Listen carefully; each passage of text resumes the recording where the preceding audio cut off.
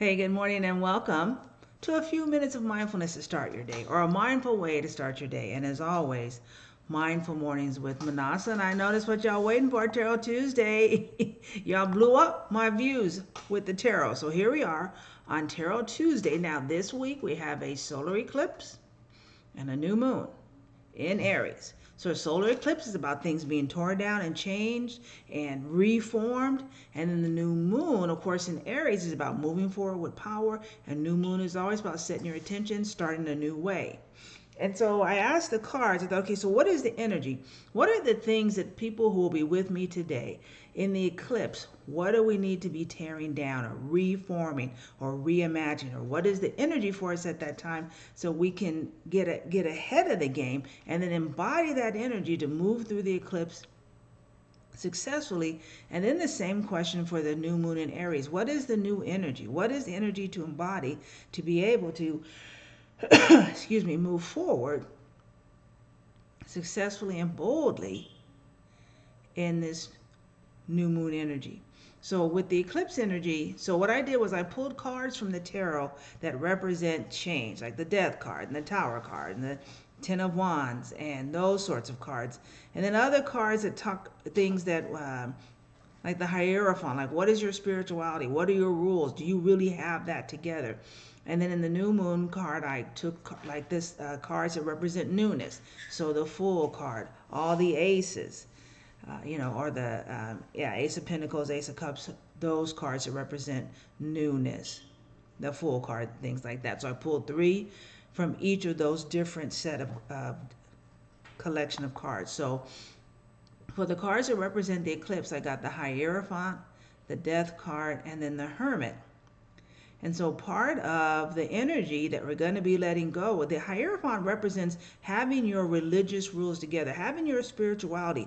Who are you spiritually? What are your rules? How do you live as a spiritual being, as an enlightened being, as a divine being? And so what I see being released, and most people trying to go back and forth, and yes, there can be a flexibility and a flow, but what do you really believe? Just like people will say, oh, I'm spiritual. No, what you really mean oftentimes that you're anti-church. So okay, you're not down with the religion of the church, but what is your spiritual practice? Are you working on love? Are you still working on your character? Are you a person of honesty?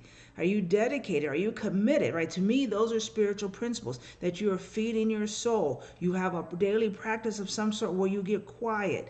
You're able to connect. You're wanting to live in alignment with higher spiritual principles. But a lot of people are just, well, I'm anti-church.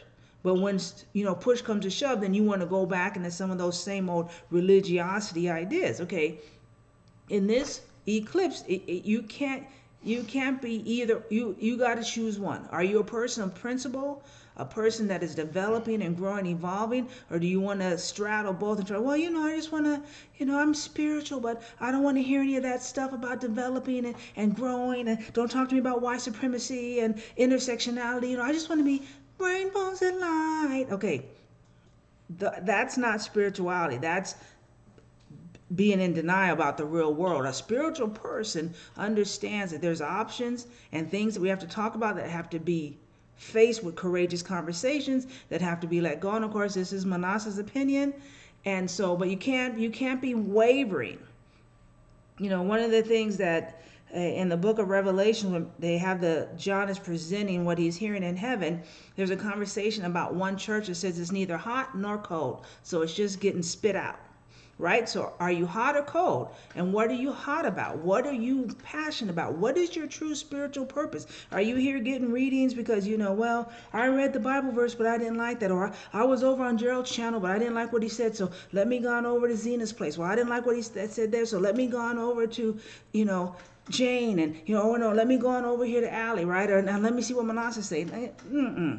That mess has got to go. And it is mess. You can listen to different readings, but you can't be running from the truth. This is the time to get your spiritual act together. And so that faking and flexing, say, oh, Minnassa, this is not a very nice message. Well, my mom used to tell me when I preach a sermon, she'd call him a bone scraper. And I've been told that I cut like a surgeon. I bring that scalpel, but that cutting away brings a healing. And getting a reading from me, that's how it is. All right, let's move on to the next card, which is death and rebirth. And so this is that time, that rebirth aspect of being in that birth canal, that you've got to put that last push. A baby can't stay in the birth canal. That's where there's death. But when it comes to that pain, comes to that darkness, comes to that unfamiliarity, and we'll be talking about that getting out of your comfort zone or doing something, being willing to fail later this week. Take that new step. Stagnated and old stuff, one of the things about the glory of a master teacher Jesus, sometimes he'd just be calling people out. So the church people were trying, or the Pharisees and Sadducees were trying to tell him some mess. And he's like, listen, you guys are like a beautiful tomb. You're beautiful on the outside, but on the inside you're full of death and rot and stank. And we got to get the rot and stank out so that there can become new life, new birth. And then the last card, which is the Hermit, is about taking time to yourself. Got to stop trying to be everywhere and be there for everybody. There's time in this eclipse to release that yes, being a yes man or a yes woman or a yes person. It's time to get with yourself. Stop putting everyone else first or before you, and that'll be part of that, the energy of the eclipse. So in the Aries new moon, of course, we got the three